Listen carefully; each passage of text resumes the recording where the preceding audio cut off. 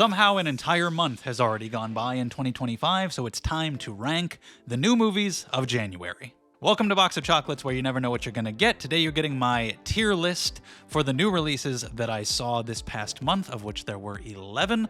I'm going to sort them into these 5 tiers and rank them within the tiers as well. It's a fun way to recommend the best of the month while also talking about the not so best of the month. Be sure to leave your thoughts in the comments about which films you liked and did not like over the past 30 or so days. So let's get started here. We've got the Netflix film Back in Action. This was Cameron Diaz's first film in 10 years. She came out of retirement for this. And this is going into the disliked it category because it genuinely felt like it was written by AI. And I don't just mean that to be like a buzzword type thing. It really felt like that. It felt like every other Netflix or Amazon movie, all of these straight-to-streaming movies that feel exactly like this. It has the same look, it has the same tone, it has the same plot. It's like you're an ex-secret agent, and now you gotta get back in the game. The dialogue feels completely cookie-cutter from every other movie that's like that. I did laugh a couple times, but for the most part, there's very little engaging here. Jamie Foxx and Cameron Diaz are good, they're likable together, but the villain sucks. There's barely a plot to speak of. The CG is bad. The action is fine at best, although it gets less engaging as the movie goes on. The final action scene was so underwhelming, I didn't even know it was the final action scene until I checked the runtime and realized it was almost over. It feels like one of those typical Netflix movies that's made to be just good enough so that your average person won't turn it off. It doesn't matter if they pay attention. In fact, you're not expected to pay attention. They expect you to be on your phone or multitasking, so they don't want to make it too good, because then you'll miss stuff. They don't care if you like it. They don't care if it sticks with you at all, as long as you finish it, as long as you give them the watch time on Netflix. You stay on Netflix for long enough, they're happy, and so it's just so bland. It's not horrible. It's got some entertainment value, but it's so bland. Next up is Better Man, and oh boy, there's a lot of discourse surrounding this. But first of all, to talk about the movie, yes, I had never heard of Robbie Williams before, but this is a biopic about him and his rise to fame as a pop star and all of the issues that he faced along the way, his insecurities and how he decided to eventually change for the better. And it is all shown with him as a monkey. He's a CG ape. And it was really good. I liked it a lot. The music was catchy. I have listened to Rock DJ quite a few times over the last month, and that's just one of the best segments in the movie. The fact that he is an ape really, really works. Like, it's a little off-putting at first. It takes a few minutes to get into it, but after that, totally buy it for the rest of the movie. Okay, I'm sold. He is this primate. Sure, why not? It kind of makes you feel a little more sympathetic towards him at points. It feels a little bit more unique, even though the story is pretty standard biopic. Of course, he gets into drugs, he gets into alcohol, he has a falling out with people that he hurts. He eventually changes for the better. Type of story we've seen before. But the presentation is so good. It's so well directed. It's so energetic. It does a really good job at making you understand his character. And even though he's led a life that many of us will never lead anything close to, it puts you in his head so well that you understand his insecurities, you understand his flaws, and he has these really relatable issues that we can all comprehend. And the visuals are great. There's so much great visual metaphor in here, all this imagery of like a giant CGI monkey battle between all these different versions of Robbie Williams during a concert. It's just really creative shit. It makes you really sympathize with the character. And it's very honest. It shows him at his low points. It shows him being an asshole. It doesn't sugarcoat that at all. And yet, I always wanted him to overcome it. I wanted him to succeed. Really enjoyable. Not the most rewatchable thing in the world, because it's still a fairly standard music biopic, but it is executed really well. I liked it a lot. There's been so much weird discourse surrounding this movie. There have been a lot of people who are like, I've never heard of Robbie Williams, so why would I see the movie? And that just doesn't make any damn sense to me whatsoever. First of all, if I don't know a story, that makes me more interested.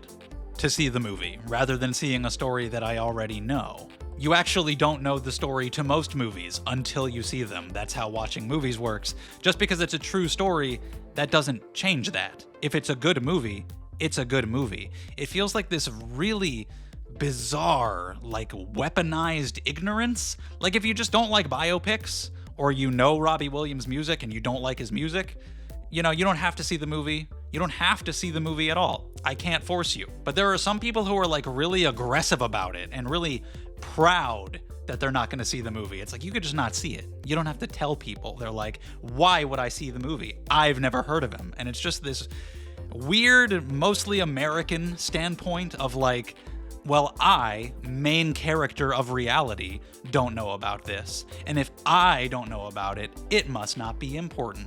And they shouldn't have even made it. I've seen that a lot too. Like, why would they even make this? Why would they spend all this money on it? As if like they spent your money? Like, why do you care? They made it because they had a creative, artistic vision that they wanted to execute. Are you mad about that? A lot of these people are also the kinds of people who ask for more originality. And even though it's a story we've seen before, it's done in an original way and in a really good way. And so it's the kind of thing that should be supported. I'm sure they knew they were never going to make a bunch of money on this, but they took artistic chances because they wanted to and because they knew it would be good. And so I'm glad there have been a lot of people pushing back and recommending the film, probably in an annoying way sometimes, which has just pushed people further away. But I'm glad that it has its supporters who are ready to defend it. People keep asking, why is he a monkey? I don't understand. Again, this is explained in the film. That's typically how films work. You understand them by watching them. There's just this really intense movement of like, I don't know why they would make this. Well, just watch it because it's really, really good, and then you'll know why. So I know everybody's been saying it over and over again, but it's true. Watch Better Man. It's a really good musical biopic, and it deserves attention. Next up, we have Companion. There was a little bit of discourse around this one too, concerning the trailer and potential spoilers. I'm not going to spoil anything. I tried so hard in my review not to spoil anything. There were so many moments where there were like certain words I wanted to say, and I'm like, no, that word might give it away a little bit too much. I won't say that word. By the way, I have done standalone reviews for almost all of these, so you can go check those out if you want more in-depth thoughts. But we got Sophie Thatcher and Jack Quaid going off to this remote location to hang out with some friends, and some violence ensues. There's a bit of a sci-fi twist, and things were not as they seem, and it's about relationships and entitlement, and it is going up to the loved it category. It was so much fun. It was 90 minutes. It flew by. The messaging is not like heavy-handed. It's very naturally put into the story. Our leads were great. Jack Quaid was really good. Sophie Thatcher is fantastic with all the shades of this character that she has to portray. The whole cast was really good. It's really funny. The comedy blends really well with the horror and thriller stuff because it's also very serious. There's some dark subject matter at play here, and it never makes it feel any less serious. You've got some really funny moments, but also some tense moments where I didn't know how they were going to get out of this situation. And they did a really good job at making it seem like hope is right around the corner, and then that hope is dashed, and doing that all throughout the movie, all the way up to the end. So it remained very entertaining the entire time. And no, the trailer didn't ruin it. If you haven't seen the trailer, go into the movie blind. That's the best way possible. But I believe that about pretty much every movie. But with this, what they do show in the trailer, the big reveal, it happens like 20 minutes in. It's pretty early, and even before then, it's kind of obvious. And then there's a whole rest of the movie after that, where there's more twists and more turns and more fun. So no matter what, it's super fun. Go check it out. I loved it. Next up, we have The Damned, which is the first movie I saw in 2025. This had potential.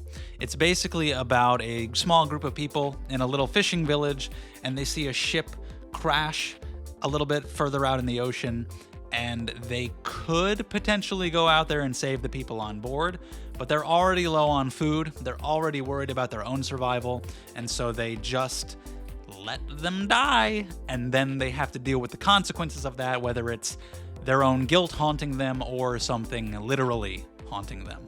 I wanted to put this one in the it's okay tier, but it is going to go into the disliked it tier because of the ending. The ending I didn't like at all, and it really knocked it down for me. Before the ending, I thought it did a really good job with atmosphere. You could really feel the cold of this setting. There was some good visuals. It was very well made. It wasn't like a typical schlocky January horror, and the performances were good, but I thought the characters were very bland. There wasn't really much there, and it felt like it was focused too much on trying to be ambiguous. Like, are they really experiencing some horror, or is our main character just losing her mind? And because it tried to do both, I didn't feel like it leaned into either one enough to be really memorable. It kind of felt like the kind of thing I've seen many times before, and I would have put it in the okay tier, but then the ending happened, and I was like, get out of here. I don't think that really makes any sense. I don't think you, whoever wrote it, even thinks it makes any sense. I think you're trying to go for shock value, and it's not shocking at all, and that really knocked it down for me. So it's on the higher end. It's near the okay tier. It's definitely better than Back in Action, but I didn't care for it. It did not live up to its potential. Next up, Den of Thieves 2, Pantera. I didn't care for the first Den of Thieves all that much. It was okay. It had some entertainment value for sure.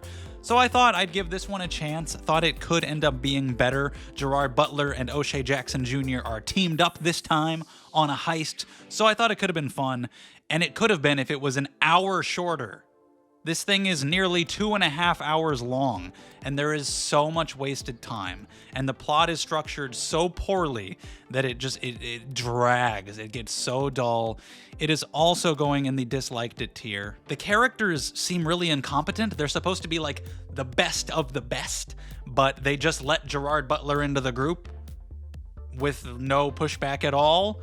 They even, I think, know at one point he's a cop, and they don't really question it. They just go along with it. They make stupid mistakes, and there's so many opportunities to make good scenes out of this that would help with the pacing. Like if they actually investigated Gerard Butler or needed him to do something to prove his loyalty, that could be a good action or a good suspense scene in the middle to break up the monotony, but they don't do that. The characters are dumb, and that makes the pacing slow, and any reveals they do try to pull by the end are really obvious. There are elements like the Mafia that are in here for like no reason. They barely contribute at all. They just waste time. They just seem to be there to set up another sequel, which they have already announced. I will see it if it's under 2 hours. Deal? Because goddamn, it didn't feel like they wanted to make this. Like it felt like it was like, what do I do? I don't know, random shit. It didn't feel like there was really passion put into it because it was so slow and it dragged so much. It didn't feel like there was much energy behind it. But I don't know. They're making another one. Maybe it's just money. I'm gonna put it above Back in Action, but below The Damned. Did not enjoy it. It was definitely a boring experience. Next up is Dog Man. It's a spin-off, sort of the Captain Underpants universe. I read Captain Underpants as a kid, and I enjoyed the movie, and I would never read Dog Man. It was after my time, but I was curious to see what it would be like, and it's really well animated, really creative visuals, really weird premise of a dog's head being planted onto a man's body, and the dog is controlling the body now, and it's kind of fucked up. And I really thought it would go at least into the okay tier, but I can't do it. I can't. I gotta put it in the disliked it tier because it's really, really aimed at kids. And that's okay. You know, kids can have their movies, but the simplicity of the plot and of the characters and of the humor, very, very basic. Very, very kid-friendly. Not much here for adults to latch onto. Dog Man was a rather boring character because he was kind of just a dog. He couldn't talk. The villain, the cat, voiced by Pete Davidson, was actually the best part.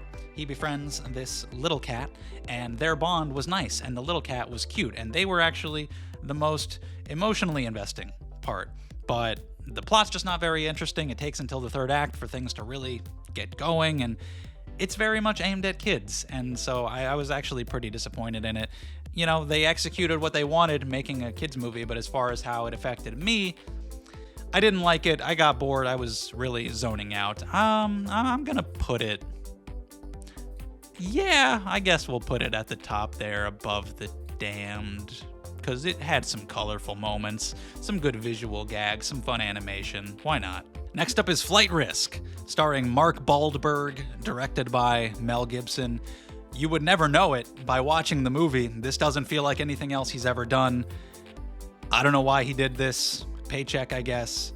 But man, guess which tier it's going into. Can you guess? Have you figured it out yet? There you go. It's bad. The first shot of the movie is CGI. It might have even been AI. I wasn't actually sure at first. The movie started, and there's this AI-ass looking shot of a motel, and I honestly thought it was a studio logo. I thought the movie had started, but then it looked like shit, and I was like, oh, that must be a studio I've never heard of. No, it was the movie. Then you got Mark Wahlberg on a plane as a hitman trying to kill Topher Grace, who is a witness being protected by Michelle Dockery. Michelle Dockery was good. Mark Wahlberg, I don't know what was going on. I don't know what was going on with his hair, with his character, his performance. He wasn't funny. He wasn't threatening. The dialogue and the humor was cringe-inducing. It was so bad. Topher Grace was annoying. It was just not good at all. It could have been schlocky fun, but it takes place on a tiny little plane, so there's no room for anything to happen. Mark Wahlberg spends most of this movie unconscious, or at least tied up. And so you can't even have goofy fun because the villain is incapacitated for most of it. He's not even an active threat for most of it. So you can't have the entertainment value that could come from him. But you also can't take it seriously because it's bad. Half of it doesn't make any sense. Mark Wahlberg is tied up 2 feet behind them, and yet he's able to get away with so much shit because they just don't pay attention to him for no reason. I don't know if it should go above or below Back in Action. It was shorter, and that really helps. But I think the likability of Cameron Diaz and Jamie Foxx makes me give the edge to Back in Action. Sorry, Mel Gibson. I guess you needed the money to make Passion of the Christ 2 or whatever. But I think your best days are behind you. Next up, we have One of Them Days. This is the only one on this list that I did not review because I saw it quite a bit after it came out. I wasn't planning to see it at all. It wasn't on my radar. I didn't really think much of the trailer, but it got a lot of buzz. People were talking about it. People were saying it was good. So I decided to go support it, and it is going to be the first entry into the OK tier. This is a comedy with Keke Palmer and SZA. They have really great chemistry together. Keke Palmer's really likable, really charismatic. And SZA, this is her first acting role, and she was really good too. Essentially, they have to pay their rent or they're going to be evicted. Keke Palmer gave the money to SZA to give to the landlord, but she gave it to her fuckboy for him to give to the landlord, and as you can guess, he didn't do that. So they don't have the money, so they have to spend this day trying to get the money to not get evicted, and a bunch of chaos ensues. This movie actually didn't make me laugh, basically at all. I had a few smiles, a few small chuckles, but I really wasn't laughing, and yet it's still in the OK tier, because it was cute. It was likable. The leads were good. Keke Palmer, like I said, is just really likable. She has a job interview in this movie, and even though she's gone through all this chaos this day, when she sits down and starts talking to them about why she should have this job, she's just so believable. And I'm like, yes, absolutely, you should get that job. And even though I don't relate to the culture that's presented in a lot of this movie, it doesn't matter because the characters are very human. They have very relatable issues about where they are in life and where they want to be and their dissatisfaction with so much and their friendship with each other and the sense of community that is built throughout this movie. So even though I wasn't laughing, I had a decent time because the characters were likable, I understood their struggles, and it's a nice short movie that just takes place over one day. It puts a counter on the screen every now and then, like 8 hours until eviction, so things are always moving. So it's nice to have an R-rated comedy that can appeal to various demographics. Even though I didn't love it or anything, it was okay. Peter Pan's Neverland Nightmare. Oh boy. The newest entry in the Pooniverse, or the Twisted Childhood universe, after the 2 Winnie the Pooh Blood and Honey films. This one is obviously a take on Peter Pan, and it would have been good if it was actually really a take on Peter Pan, but it's not, so it's going in the disliked it tier, along with the rest of these guys, because it's not Peter Pan. It's just not. It's so cynical. It's so cheap. It's so lazy. I know you don't have the budget to go make like a Peter Pan movie in the style that many would want to see. but maybe just don't do it then. Because this is literally just a movie about a kidnapper. It's like The Black Phone, or any other movie about a kidnapper you've ever seen. He's a guy, and he kidnaps young boys. You just call him Peter, and he says, I'm gonna send you to Neverland. And that makes it Peter Pan? No, it doesn't. It is the exact, like, carbon copy generic script from 1,000 other movies that are exactly like it, but they use the names Peter and Wendy and Michael. Therefore, they're allowed to call it Peter Pan and get butts in the seats from people who otherwise wouldn't have given it any attention. And even though it's very short, there's some entertainment value with the kills. The main actor who plays Peter is actually pretty good. He's very creepy in some scenes. It's totally mindless, so you don't have to think about anything at all. It kind of just breezes by. I cannot escape the cynical nature of the whole thing. And I've seen some interviews with these guys that are behind this franchise, and a lot of them seem nice, and they might even have some passion here. Maybe this is just what they want to be doing. But it just doesn't feel like it from actually watching these movies. It only feels like they want to cash in on these popular IPs, these popular names. Because as soon as Winnie the Pooh was successful, they immediately announced a whole franchise. They didn't say, we're going to take that money and go do something original. They said, we're going to do more of this. And maybe it's just what they like. Maybe they think it's fun. But it feels so cynical. The tone of these is so deadly serious, and they shouldn't be. They need to be goofy. They need to be fun. But it just feels like they want to make the most bare bones, cookie cutter, low effort scripts possible just to rush these out as fast as they can so they can be the first and so they can capitalize on the trend before it goes away. We need Winnie the Pooh. Okay, he's just going to be a slasher guy. We need Peter Pan. He's just going to be a slasher guy. What's the characterization? What's the story? None of that. What are you talking about? Maybe the Pinocchio and the Bambi ones could be a little more interesting. Maybe. I'll give them a shot. But if not, this needs to stop. This trend is bad. This whole childhood character into slasher movie trend. We're going to get the Steamboat Willie. There's been at least a couple already, but there's the one with David Howard Thornton, which was supposed to come out this month. It got delayed till April. I don't know, but this trend is bad. Because it is so short and it has entertainment value, it is going to go above these two for sure. I'm going to put it above Den of Thieves. I'm going to do it. It's worse made in many ways, but it was like 80 minutes. So, if you don't waste my time, I'm more forgiving to you. Next up, we have Presence, the new film from Steven Soderbergh. I was really interested in this because it is a haunted house movie shot from the perspective of the ghost POV. I got a comment on my review of this movie calling me an asshole for spoiling that. It's literally the premise of the film. It is the marketing. It's what was advertised. It's what everybody knew. They announced the film as that, you stupid bitch. Anyway, it ended up being okay because it is advertised as the most terrifying movie of the year, and it's literally not even a horror movie. Like, if you want to call it one, fine. But I'm not talking about it wasn't scary or it didn't have jump scares or anything like that. I'm talking about I literally do not categorize it as horror at all or even a thriller. It's a drama. It is a family drama. 95% of the movie is just us as the ghost listening in on the family's conversations. And so you learn about their drama. And that's mostly what it is. Every now and then the ghost will move something. And that's not the movie's fault. That is the marketing's fault. Very, very misleading marketing. Somebody should go to jail for that bullshit. But the movie itself is okay because the ghost POV thing doesn't really add much to it. It's interesting. It's a cool little experiment that I appreciate from Soderbergh, but it doesn't really do much that you couldn't have done otherwise with a regular filming style for the story and the characters, which are fine, but fairly basic. So at the end of the day, it's like, okay, this was a cool little experiment, but I wish it had been more than that. I wish it was really good on top of that. But I didn't really like the way the plot went. I thought it got a little too over the top, and I thought this one character in particular, his dialogue and the way he acted, I just didn't buy into at all.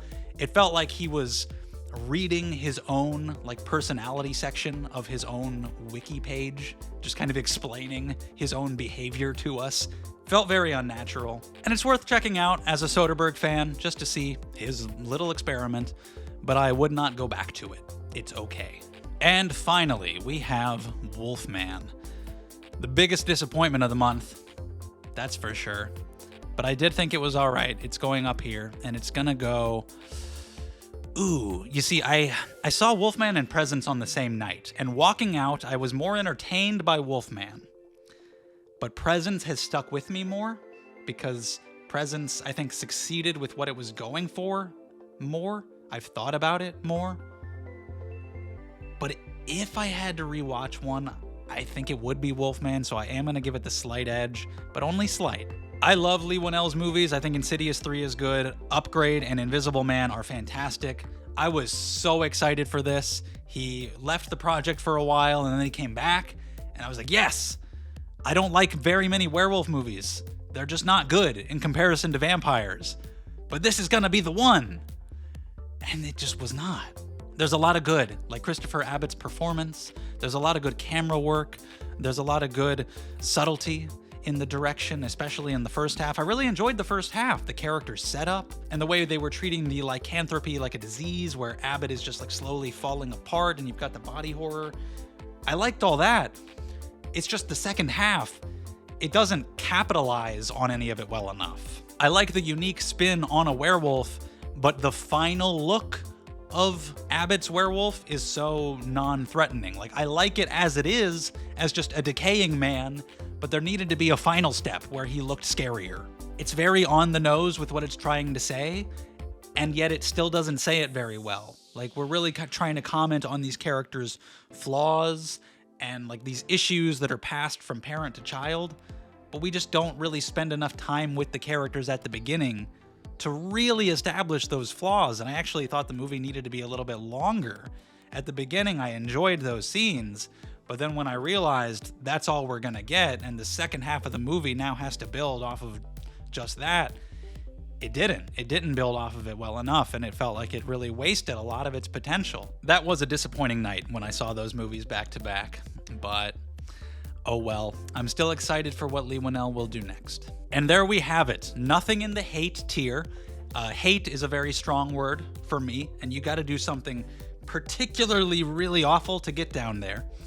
But even as is, as you can see, not a great month. But that's January for you. I did not expect it to be very good, even though I expected it to be a little bit better with some of these were disappointments. Better Man was not a surprise because it technically came out in December. It just went wide in January, which is when I saw it, so it already had a lot of buzz by that point. One of Them Days was a decent little surprise because I wasn't planning on seeing it, but overall, several disappointments. From the bottom to the top, we've got Flight Risk, just bad all around. Back in Action, very bland. Den of Thieves 2, too long. Peter Pan's Neverland Nightmare, too cynical. The Damned, had potential, didn't live up to it. Dogman, very kid-friendly, which is good for them, but not really for me. Presence, not a horror movie. Wolfman, didn't capitalize well enough on its potential. One of Them Days, I didn't laugh, but it was cute. Then at the top, we've got Better Man, really strong musical biopic, really energetic. Then finally, my favorite of the month, Companion. Such a fun, funny, and yet also dark and kind of bloody thriller. So that is that. Let me know your favorite and least favorite movies of January, what you think of all of this. I am looking forward to February. It looks like we have some good stuff. There's Hard Eyes, Love Hurts, The Gorge, Captain America, The Monkey, Paddington, fucking Paddington. But that's all I have to say about all that. Thank you so much for watching. Like and subscribe if you enjoyed.